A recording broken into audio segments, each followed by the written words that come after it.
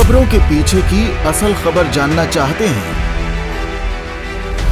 तो देखते रहिए पॉइंट ब्लैंक बाय पुष्पेंद्र। नमस्कार साथियों, मकर संक्रांति की बहुत बहुत शुभकामनाएं। सूर्यदेव उत्तरायण में आएंगे और शायद सर्दी से कुछ राहत मिले, तो मौसम विभाग कह रहा है कि सर्दी से राहत अभी मिलने वाली नहीं है।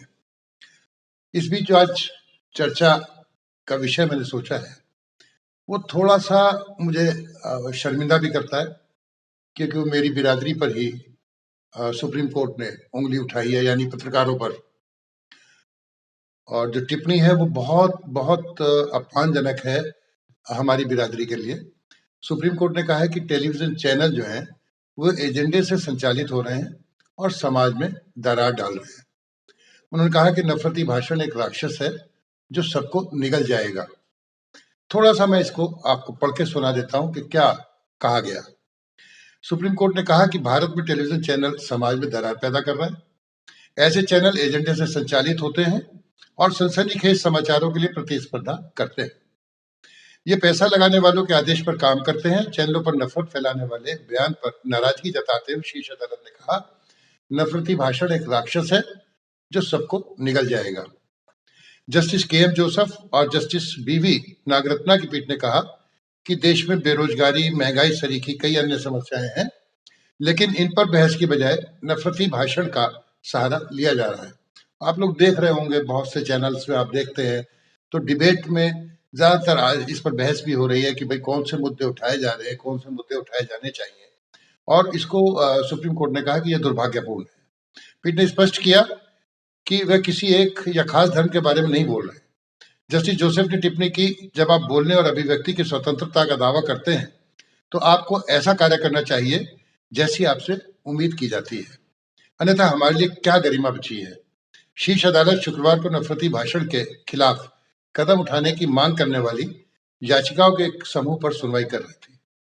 कोर्ट ने अपने आदेश में दर्ज किया, केंद्र सरकार समस्याओं से निपटने के लिए उठाए जाने वाले कदमों पर विचार कर रही है। इनमें ऐसी बातों से निपटने के लिए कानून भी शामिल है। पीठ ने न्यायमित्र को अगली तारीख पर मसौदा दिशा निर्देश देने का निर्देश दिया है। जस्टिस जोसेफ ने तो साफ कहा कि चैनल मूल रूप से परस्पर प्रतिस्पर्धा कर रहे हैं। वे इसे सनसनीखेज बनाते हैं। बोलने और अभिव्यक्ति की आजादी महत्वपूर्ण है, लेकिन क्या दर्शक एजेंडे को समझ सकते हैं? चैनल के पीछे पैसा है। मुद्दा यह भी है कि कौन पैसा लगा रहा है। वे तय करते हैं कि सब कुछ। पीठ ने समाचार प्रसारण मानक प्राधिकरण और केंद्र सरकार से पूछा कि वे इस तरह के प्रसारण को कैसे नियंत्रित कर सकती है। हमारे साथ हैं हमारे पुराने साथी निर्मल गुप्त जी, वरिष्ठ पत्रकार भी रहे, प्रशासनिक अधिकारी रहे, उत्तर प्रदेश शासन में बड़ी जिम्मेदारी संभाली, कवि हृदय हैं, बहुत संवेदनशील हैं और पत्रकारों की दुनिया में बहुत निकट से घुले मिले रहते हैं। उन्होंने देखा है कि कैसे पहले छोटे अखबार होते थे। हमारी अक्सर चर्चा भी होती है तो निर्मल जी कहते हैं कि भाई जब तक छोटे अखबार थे तो उनको काबू करना या नियंत्रित करना मुश्किल था, और अब चैनलों में या बड़े अखबारों में इतनी जो खर्चे बढ़ गए हैं वो शायद इसके लिए बाध्य करते हैं। तो मैं निर्मल जी से जानना चाहूंगा कि वो इस पर कैसे रिएक्ट करते हैं, कैसी प्रतिक्रिया व्यक्त करते हैं। देखिए, इस समय अभिव्यक्ति की आजादी की बड़ी बड़ी बातें होती हैं, पर अभी भी ये एक सारे अखबारों को और इस सारे चैनलों को और इतना पैसा इसके अंदर है कि इसको किसी भी तरह से कंट्रोल किया जाना आसान नहीं है। ये इसलिए अभी आसान नहीं है कि इसको अभिव्यक्ति की स्वतंत्रता को बनाए रखते हुए कोई भी नियंत्रण करने में ये खतरा हमेशा मौजूद है कि कहीं ऐसा ना हो कि नियामक बॉडी जो है वो मनमानी करने लगे और धीरे धीरे हम दोबारा से सेंसरशिप की उस काली रात की तरफ वापस चले जाएं जो आज से 30-35 साल पहले कभी आई थी, इस देश के लोकतंत्र पर आई थी, और जो हमें आज भी उसकी कड़वी यादें आज भी बहुत सारे लोगों के दिलों में बाकी है। एक समय था जब अखबारों की और जो रेडियो स्टेशंस की और चैनल्स उस समय नहीं थे, उनकी एक अजीब विश्वसनीयता थी। विश्वसनीयता ऐसी थी कि जो भी हमें जो किसी को भी कोई अफवाह फैलानी होती थी तो वो ये कह देता था कि ये खबर बीबीसी ने प्रसारित करी है, उस बीबीसी की खबर ना तो किसी ने सुनी, न देखी, न बात हुई। बस बीबीसी का नाम टैग होते ही, और यही हाल आज की तारीख में इसरो का है। जो अफवाह फैलानी हो उसको बता दीजिए कि ये इसरो ने कहा है।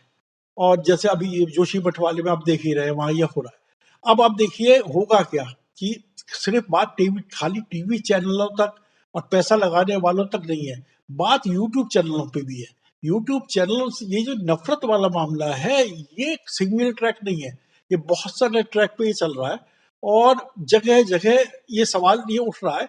और कुछ यूट्यूब चैनल ऐसे हैं जिनकी रीच किसी भी टेलीविजन चैनल से किसी हालत में कम नहीं है। तो सवाल ये फिर वही आता है कि सरकार कैसे नियंत्रित करेगी। यही सवाल ओटीटी को भी लेके उठता है कि वहां पर अश्लीलता पड़ोसी आ रही है।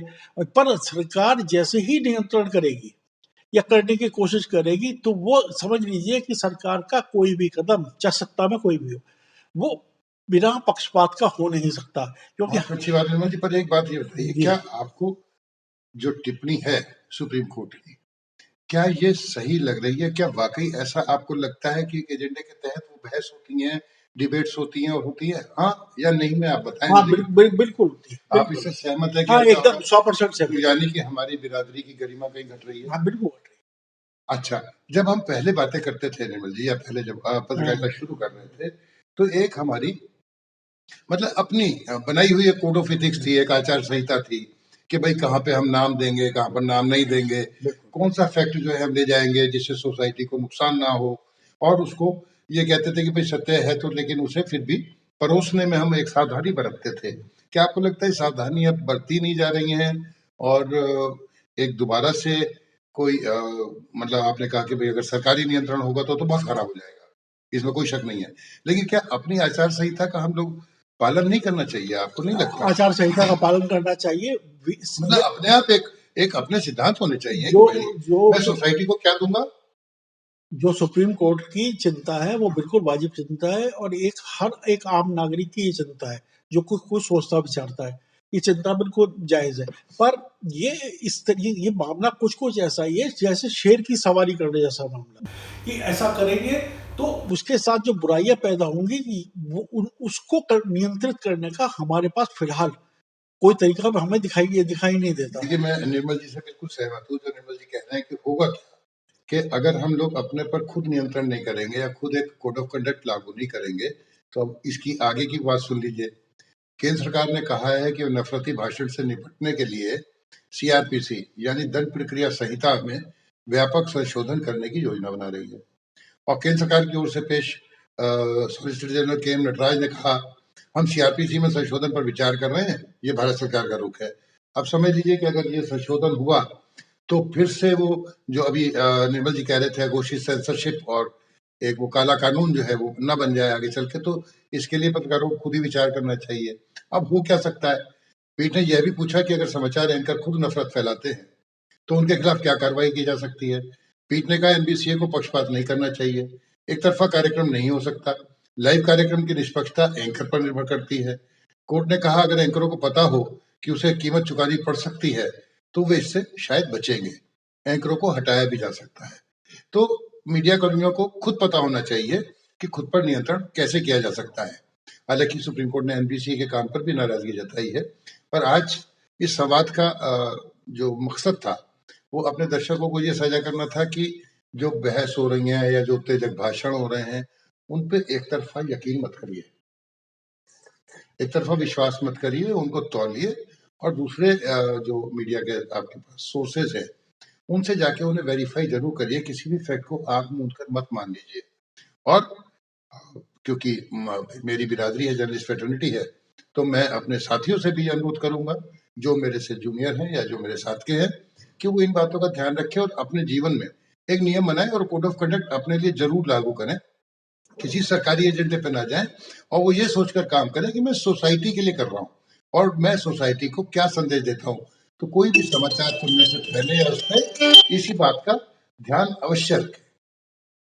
निर्मल जी, लास्ट लाइन फ्रॉम यू। बस इस पे यही है कि इस समय इतने कठिन समय में और इस जटिल समय में सिर्फ विवेक है जो हमें बचा सकता है। और हमारे जितने भी एंकर हैं, जितने भी पत्रकार हैं, जितने भी इससे जुड़े हुए लोग हैं, उन्हें अपने विवेक से काम लेना चाहिए और इसके अलावा और समस्या का कोई फिलहाल सर्वमान्य हल मुझे तो दिखाई देता नहीं।